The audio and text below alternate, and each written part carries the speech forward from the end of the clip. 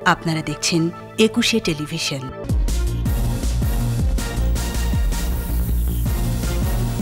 পদ্মা সেতুতে rail track বসানো বাকি, স্ল্যাব বসেছে 60%, থাকছে গ্যাস বিদ্যুৎ সংযোগও। খাদ্যশস্য উৎপাদনে বাংলাদেশ বিশ্বে 10ম, জিডিপিতে অবদান 14%, যান্ত্রিকীকরণের তাগিদ। টেক্সাসেও ভোট চুরি হয়নি, মার্কিন সুপ্রিম কোর্টের রায়।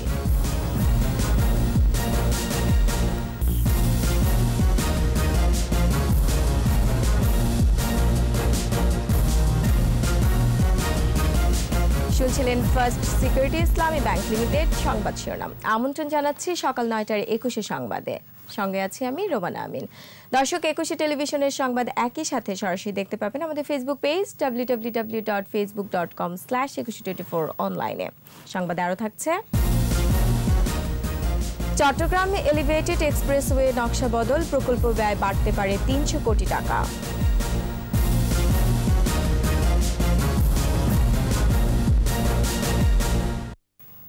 পদ্মা সেতুর মূল কাঠামো এখন দৃশ্যমান, তবে এখনও বাকি নানা কাজ। এর মধ্যে রয়েছে রেল ট্র্যাক, রেলিং বসানো ও বিভিন্ন সেবা নিশ্চিত করার খুঁটিনাটি কাজ। সেতু চালু করতে হলে এগুলোর গুরুত্ব অনেক। কর্মকর্তারা বলছে 2022 সালে কোনো এক জাতীয় দিবসে জনসাধারণের জন্য খুলবে স্বপ্নের সেতু। রিপোর্টার মোহাম্মদ নুরুন নবী ছবি তুলেছেন ইয়াকুব লিটন। প্রকৌশলগত ও প্রাকৃতিক জটিলতা ছাড়াও নানান চ্যালেঞ্জে ভরা পদ্মা সেতুর প্রকল্পের বাস্তবায়ন। স্টিল স্ট্রাকচার বসানোর কাজটাতেই ছিল সবচেয়ে বড় চ্যালেঞ্জ। সবকিছু মোকাবেলা করে শেষ হলো স্প্যান বসানোর কাজ। এবার দ্বিতলে সেতুর যানবাহন ও রেল চলাচলের উপযোগী করতে কাজ শুরু হবে। জটিল না হলেও গুরুত্বপূর্ণ এই পর্বের কাজও। মূল সেতুর 6.15 কিলোমিটার এবং ভায়াডাক্ট মিলে দৈর্ঘ্য 9.83 কিলোমিটার। সব মিলিয়ে সেতুতে বসবে 30 কিলোমিটার রেলিং। বেশ আগে থেকেই স্প্যানের উপর স্ল্যাব বসানো শুরু হয়েছে। রোডওয়ে স্ল্যাব বসবে 2917টি, এর মধ্যে বসেছে 1285টি। রেলওয়ে স্ল্যাব বসবে 2959টি, বসেছে প্রায় 60%। স্ল্যাবের পর দেওয়া হবে ইমপ্রিভিয়াস মেমব্রেন ও বিটুমিনাস লেয়ার, বসাতে হবে ট্রাফিক সিগন্যালও। হয়তো এই তুলনায় বড় জায়ান্ট কাজ না, বাট ভেরি ইম্পর্টেন্ট কাজ, বেশি হাইলি টেকনিক্যাল কাজ। 4 লেন হাইওয়ে হবে এবং উইথ 2 ব্রেকডাউন লেন, আসলে 6 লেন। তো এটার জন্য আমরা স্ল্যাব বসাবো। আমাদের স্ল্যাবগুলো বানানো আছে। স্প্যান হিসাবে বলি, আমাদের 41টার মধ্যে 18টা হয়ে গেছে, আরো 23টা বাদ আছে। রোডওয়ে ড্যাক বসানোর পর ওখানে আবার ইমপারভিয়াস একটা মেমব্রেন বসবে, তার উপরে 70 মিলিমিটার বিটুমিনাস লেয়ার করা হবে, দুই পাশে আবার প্যারাফেট ওয়াল করা হবে। তো এগুলো তো কিন্তু অনেক কাজ। এছাড়াও বসবে বিদ্যুৎ line, gas line, telephone line, street light সহ বিভিন্ন সেবা সংযোগ। উদ্বোধনের কমপক্ষে 6 থেকে 7 মাস আগে মূল সেতুতে শুরু করা হবে রেলওয়ে ট্র্যাক বসানোর কাজ। ডেটের অ্যাটলিস্ট 6 থেকে 7 মাস পূর্বে আমাদেরকে রেল ট্র্যাকের কাজটা শুরু করার সুযোগটা দিতে হবে, যাতে আমরা একই সময়ে আমাদের কাজটা শেষ করতে পারি। চাইলে তো ওভারনাইট করা যায় না সব কাজ। এগুলো তো ধীরস্থিরে 100 বছরের একটা প্রকল্প। এটা অন্য যে কোনো প্রকল্প থেকে এখানে কোয়ালিটি কন্ট্রোল অনেক বেশি হাই। এটার লাইফ হবে 100 বছর, যার জন্য কোয়ালিটি কন্ট্রোল বাংলাদেশের অনেক প্রজেক্টেই এরকম কোয়ালিটি কন্ট্রোল করা হয় না। করোনা মহামারীতে এখনো শতভাগ জনবল দিয়ে কাজ করা যাচ্ছে না বলছেন প্রকল্প সংশ্লিষ্টরা। তারপরও আশা, ঠিক সময়ে চালু হবে স্বপ্নের সেতু। এপার ওপার যুক্ত হয়েছে পদ্মায়, শেষ হয়েছে মূল অবকাঠামো নির্মাণের কাজ, কিন্তু যানবাহন এবং রেল চলাচলের জন্য এখনো অনেক কর্মযোগ্য বাকি। সুবিধা হলো স্প্যান বসানোর সময় যেরকম প্রাকৃতিক প্রতিকূলতা ছিল, এই বাকি কাজগুলো শেষ করার জন্য সেরকম কোনো প্রতিবন্ধকতাই থাকবে না। সব কিছু ঠিক থাকলে 2021 সালের ডিসেম্বর নাগাদ এই কাজগুলো শেষ হবে এবং 2022 সালে সুবিধাজনক কোনো সময়ে প্রধানমন্ত্রী শেখ হাসিনা এই সেতুটি জনসাধারণের চলাচলের জন্য উন্মুক্ত করবেন বলে মনে করছেন প্রকল্প সংশ্লিষ্টরা।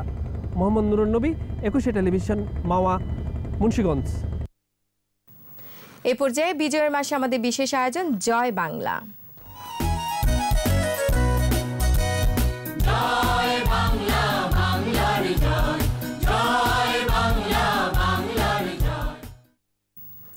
বিজয়ের 49 বছরে রীতিমতো বিপ্লব ঘটে গেছে দেশের কৃষি খাতে। একসময়ের খোরপোশের কৃষি আজ বাণিজ্যিক কৃষিতে পরিণত হয়েছে। খাদ্যশস্য উৎপাদনে বাংলাদেশ এখন বিশ্বে 10ম, জিডিপিতে অবদান প্রায় 14%। সাফল্যের পেছনে আছে গবেষণা এবং সরকারের সময়োপযোগী সিদ্ধান্ত। কৃষিকে আরও এগিয়ে নিতে যান্ত্রিকীকরণের তাগিদ কৃষি অর্থনীতিবিদদের। মফিউর রহমানের রিপোর্ট। সবকিছুর মতো কৃষিতেও বৈষম্য। পূর্ব বাংলার পাট চলে যেত পাকিস্তানে। বৈষম্যের প্রতিবাদে ফুঁসে ওঠে বাঙালি। বঙ্গবন্ধু দিলেন 6 দফা। এই 6 দফা হয়ে উঠল বাঙালির প্রাণের দাবি।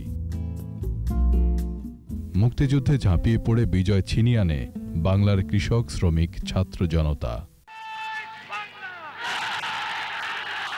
জাতির পিতার নেতৃত্বে কৃষিবান্ধব নীতিতে ঘুরে দাঁড়ানোর চেষ্টা। স্বাধীন দেশে বারবার বাধা হয়ে দাঁড়ায় প্রকৃতি। বন্যা, খরায় ফসলহানি। নতুন জাত উদ্ভাবন, কৃষি ঋণ, ভর্তুকি দেয়া সহ বঙ্গবন্ধুর দেখানো পথেই আসে সাফল্য। বিজয়ের 49 বছরে দেশের কৃষি খাতে ঘটে গেছে বিপ্লব। খাদ্যশস্য উৎপাদনে বিশ্বে বাংলাদেশের স্থান 10ম, সবজি উৎপাদনে 3য় আর মাছে 4র্থ। জিডিপিতে কৃষির অবদান 13.6%। ধান উৎপাদনে উদ্বৃত্ত। ফল উৎপাদনও বেড়েছে। আম উৎপাদনে বাংলাদেশ বিশ্বে 7ম এবং পেয়ারায় 8ম। এই সাফল্যের পেছনে কাজ করেছে সারের দাম কমানোর পাশাপাশি সেচে ভর্তুকির সিদ্ধান্ত। উন্নয়ন অগ্রযাত্রায় একটি বড় অধ্যায় জুড়ে আছে কৃষিখাত। কৃষিক্ষেত্রে যে গবেষণা, তার একটা বড় ভূমিকা আছে। গবেষণার সাথে সম্প্রসারণ এবং কৃষকদের একটা প্রোয়েক্টিভ রোল। পরিবেশের পরিবর্তনের সাথে সাথে যেমন আমার উত্তরবঙ্গে খরা, দক্ষিণবঙ্গে লবণাক্ততা, ওই ভ্যারাইটিগুলো কিন্তু এখানে অ্যাডপশন বেড়ে যাচ্ছে। তো টেকনোলজিটা এসেছে এবং ফার্মারদের প্রোয়েক্টিভ রোলের জন্য, এবং মার্কেট যেহেতু এখন তার আছে, সে মার্কেট এখন বিক্রি করতে পারে একটা ফসল করে। কৃষিকে আরও এগিয়ে নিতে যান্ত্রিকীকরণে নজর দেওয়ার পরামর্শ কৃষি অর্থনীতিবিদদের। স্বাধীনতার পর বঙ্গবন্ধু সরকার উদারভাবে কৃষিক্ষেত্রে সাহায্য সহায়তা দিয়েছিলেন। ভর্তুকির পরিমাণ 50%-রও বেশি ছিল। পানি সেচের জন্য যথেষ্ট সুযোগ সুবিধা বৃদ্ধি করেছিলেন এবং বাংলাদেশের কৃষি বিজ্ঞানীরা সবচেয়ে বেশি পরিমাণে বিভিন্ন ফসলের নতুন জাত উদ্ভাবন করেছে এবং জাত উদ্ভাবনের দিক থেকে বিশ্বে বাংলাদেশের বিজ্ঞানীদের স্থান প্রথমে রয়েছে। আধুনিক কৃষি ব্যবস্থাপনা সম্পর্কে কৃষকদের জানাতে মাঠ পর্যায়ের কৃষি কর্মকর্তাদের আরও সক্রিয় থাকার পরামর্শ বিশেষজ্ঞদের। মফিউর রহমান, একুশে টেলিভিশন, ঢাকা। এবার টেক্সাসে ভোট বাতিলে প্রেসিডেন্ট ট্রাম্পের করা আবেদন খারিজ করে দিল আদালত। পোস্টাল ব্যালটের খামের উপর নাম, তারিখ বা ঠিকানা না থাকার কারণে ট্রাম্পের প্রচার শিবির থেকে কয়েক হাজার ব্যালট বাতিলের আবেদন করা হয়েছিল। তবে তা বাতিল হয় হোয়াইট হাউসে থাকার বিষয়ে ট্রাম্পের আগ্রহে ভাটা পড়ল। আদালতের এই রায়কে স্বাগত জানিয়েছেন পেনসিলভেনিয়ার অ্যাটর্নি জেনারেল। আরও জানাচ্ছেন আজহারুল ইসলাম। পেনসিলভেনিয়ার পর এবার টেক্সাসেও বড় ধাক্কা খেলেন প্রেসিডেন্ট ডোনাল্ড ট্রাম্প। নির্বাচনের ফলাফল বাতিল চেয়ে ট্রাম্পের প্রচার শিবিরের করা মামলা খারিজ করে দিয়েছেন টেক্সাসের আদালতের বিচারক। 1 পৃষ্ঠার আদেশে 9 জন বিচারক নির্বাচনের ফল প্রত্যয়নের আবেদন খারিজ করে দেন। ট্রাম্পের করা মামলাটিকে ভিত্তিহীন বলে উড়িয়ে দেন তারা। ট্রাম্পের করা মামলাটিতে 19 জন অ্যাটর্নি এবং 127 জন রিপাবলিকান সদস্য সমর্থন করেন। আদালতের রায়ে ট্রাম্পের ভোট স্থগিতের পদক্ষেপে শেষ পেরেক পড়ল। এর আগে জর্জিয়া, মিশিগান, পেনসিলভেনিয়া এবং উইসকনসিনে কয়েক মিলিয়ন ভোট বাতিল করার অনুরোধ জানিয়ে সুপ্রিম কোর্টে আবেদন করেন ট্রাম্প। এই 4 রাজ্যেই জয় পেয়েই জো বাইডেন প্রয়োজনীয় সংখ্যক ইলেকটোরাল ভোট পান। আর পেনসিলভেনিয়ায় অ্যাটর্নি জেনারেল জর্জ স্যাপ্রিও আদালতের এর রায়কে স্বাগত জানিয়েছেন। এই খারিজের মাধ্যমে ভবিষ্যতে নির্বাচন চ্যালেঞ্জের বিষয়ে প্রার্থীদের সচেতন করবে বলে মনে করেন তিনি। আজহারুল ইসলাম, একুশে টেলিভিশন। সংবাদের পর্যায়ে একটা বিরতি নিচ্ছি। নো মাস্ক নো সার্ভিস বিধি মেনে চলুন, সুস্থ থাকুন। যখন ফিরছি তখন অন্যান্য খবরের সঙ্গে আরও থাকবে। উত্তরে কনকনে ঠান্ডা, জনজীবন ব্যাহত, শীতবস্ত্রের অভাবে হতদরিদ্ররা।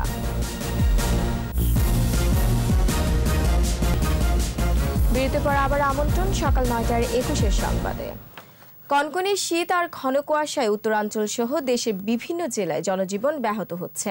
শীতবস্ত্রের অভাবে বিপাকে চরাঞ্চলের হতদরিদ্ররা, বেশি বিপদে খেটে খাওয়া মানুষ, শিশু আর বৃদ্ধরা। প্রতিনিধিদের সহায়তায় আরো জানাচ্ছেন সমর ইসলাম। উত্তরাঞ্চল সহ বিভিন্ন স্থানে ঘন কুয়াশার কারণে শীতের তীব্রতা বেড়েছে, সাথে আছে হিমেল বাতাস। কুয়াশার চাদরে ঢাকা উত্তরের জেলা রংপুর। দুপুরেও দেখা মেলে না সূর্যের। হিমেল হাওয়ায় বেড়েছে শীত।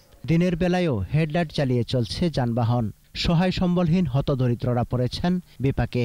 অতিরিক্ত ঠান্ডা পড়ছে, যে ঠান্ডায় খুবই কষ্ট হইতেছে, কাপড় চোপড় গাদ দিয়েও ঠান্ডা যাচ্ছে না। শীত বস্ত্রে আমরা অনেক কষ্টে আছি, বাচ্চা কাচ্চা নিয়ে আমাদের কর্ম নেই। সিরাজগঞ্জেও কদিন ধরে সূর্যের দেখা মিলছে না। শীত বস্ত্রের অভাবে কষ্টে আছেন নিম্ন আয়ের মানুষ। গেলবারের ছায় আরো বেশি শীত পড়ছে। শীতের কম্বল টম্বল তো পাই না আমরা, অপাম কোনে কেনার মতো সমর্থ নাই। খুব শীত পড়ছে, খুব কষ্ট করতেছি, কিছু দেয় না, কাপড় চোপড় নাই, গাছতলায় বসে রয়েছি, ঘর বাড়ি নাই, কিছু নাই। ঠান্ডায় কাহিল গাইবান্ধার খেটে খাওয়া মানুষ কাজ করতে না পেরে অনেক শ্রমিক শহরমুখী হচ্ছেন। বেশি বিপাকে নদী তীরবর্তী বন্যা নিয়ন্ত্রণ বাঁধে বসবাসকারী হতদরিদ্ররা। ঠান্ডার জন্য কাজ করে না গেলেও কারণ পেটের জ্বালা। এত তো ঠান্ডা, দিলে তো ঠান্ডা, ঠান্ডার মধ্যে কাজ করা নাই। নদী ভাঙা মানুষ আমরা রাস্তার মধ্যে পড়ে আছি, এই যে কম্বল টম্বল দিবে নিচ্ছে, আমাকে তো দেয় এটাই না। শীত তো খুবই।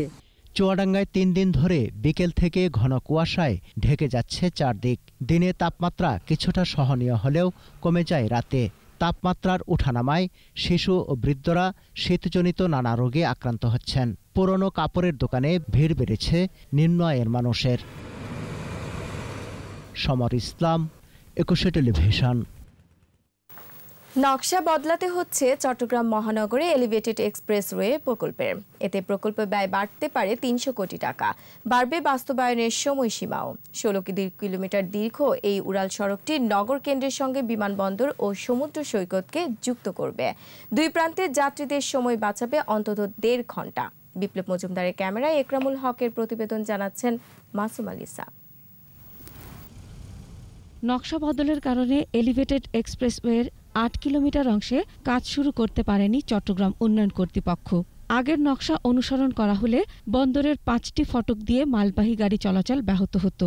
এজন্য সড়কের পাশে জায়গা অধিগ্রহণ করে নকশায় বড় পরিবর্তন আনা হচ্ছে। বন্দর এবং সিডিএ মিলে প্রতিনিধি সহ একটা কমিটি গঠন করা হয়েছে। কমিটি সুপারিশ করেছে আপনার এক্সিস্টিং রাস্তার উপর না গিয়ে বন্দরের কাস্টমস থেকে সলগোলা পর্যন্ত বন্দরের খালি জায়গা দিয়ে যাবে, অর্থাৎ রোডের বাইরে, এবং কাস্টম থেকে বিল্ডিং পর্যন্ত পাশে 30 থেকে 35 ফিট জায়গায় একোয়ার করে ওইখান থেকে এলিভেটেড বাস্তবায়ন করা হবে। নিরাপত্তার কথা ভেবে এলিভেটেড এক্সপ্রেসওয়ের নকশা দিয়ে বন্দর কর্তৃপক্ষ চট্টগ্রাম উন্নয়ন কর্তৃপক্ষের কাছে আগেই আপত্তি জানিয়েছিল।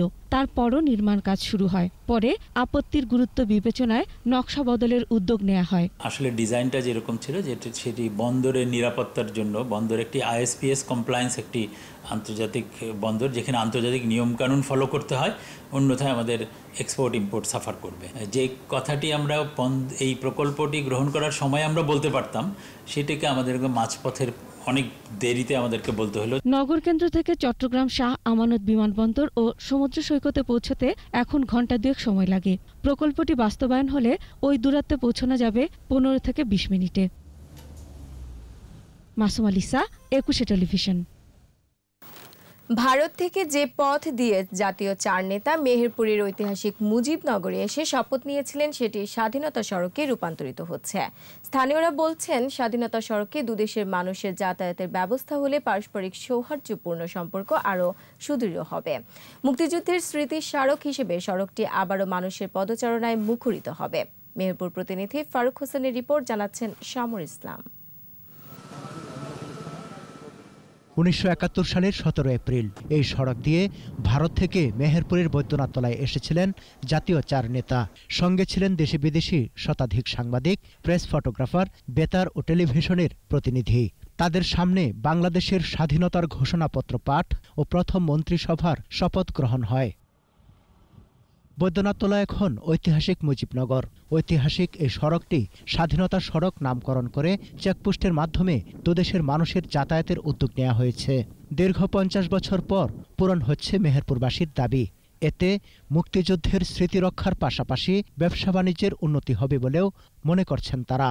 চেকপোস্ট হলে অনেক মানুষের আগমন হবে, আরও মানুষের সমাগম হবে মুজিবনগরে। আমাদের দুই দেশের যে সম্পর্ক আরো সুদূর হবে। যে স্বাধীনতা সড়ক প্রস্তাবনা এসেছে, এই স্বাধীনতা সড়কটি বাস্তবায়ন হলে মুজিবনগরবাসীর জন্য একটি বড় গৌরব। এই জায়গায় দাঁড়িয়ে অস্থায়ী রাষ্ট্রপতি সৈয়দ নজরুলকে গার্ড অফ অনার প্রদান করেছিলাম। 50 বছর পরেও যে আমার সরকার এইটা করছে, এতে আমি খুবই আনন্দিত এবং গর্বিত। এদিকে জেলা প্রশাসক জানান, সড়কটির সাথে মুক্তিযুদ্ধের আবেগ জড়িত।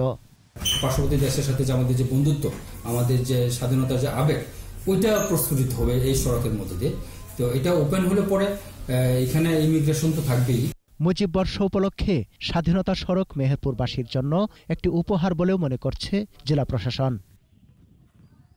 সমর Islam, 21 television. No mask no service বিধি মেনে চলুন, সুস্থ থাকুন। আবার নিচ্ছি বিরতি, যখন ফিরছি তখন অন্যান্য খবরের সঙ্গে আরো থাকবে। বিশ্বে করোনায় মৃত্যু 16 লাখ ছাড়িয়েছে, আক্রান্ত 7,14,00,000। আর এরই সাথে শেষ করছি সকাল 9টার 21 সংবাদ। যাবার আগে ফার্স্ট সিকিউরিটি ইসলামী ব্যাংক লিমিটেড সংবাদ শিরোনামগুলো আরও একবার। পদ্মা সেতুর রেল ট্র্যাক বসানো বাকি, স্ল্যাব বসেছে 60%, থাকছে গ্যাস ও বিদ্যুৎ সংযোগও। খাদ্যশস্য উৎপাদনে বাংলাদেশ বিশ্বে 10ম, জিডিপিতে অবদান 14%, যান্ত্রিকীকরণের তাগিদ। টেক্সাসেও ভোট চুরি হয়নি, মার্কিন সুপ্রিম কোর্টের রায়।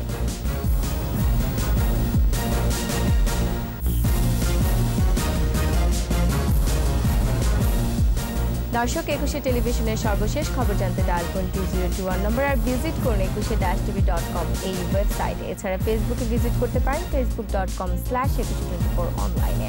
এতক্ষণ সাথে থাকার জন্য ধন্যবাদ। পরবর্তী সংবাদ বেলা 12টায় দেখার আমন্ত্রণ রইল। স্বাস্থ্যবিধি মেনে চলুন, সুস্থ থাকুন। 21-এর সাথে।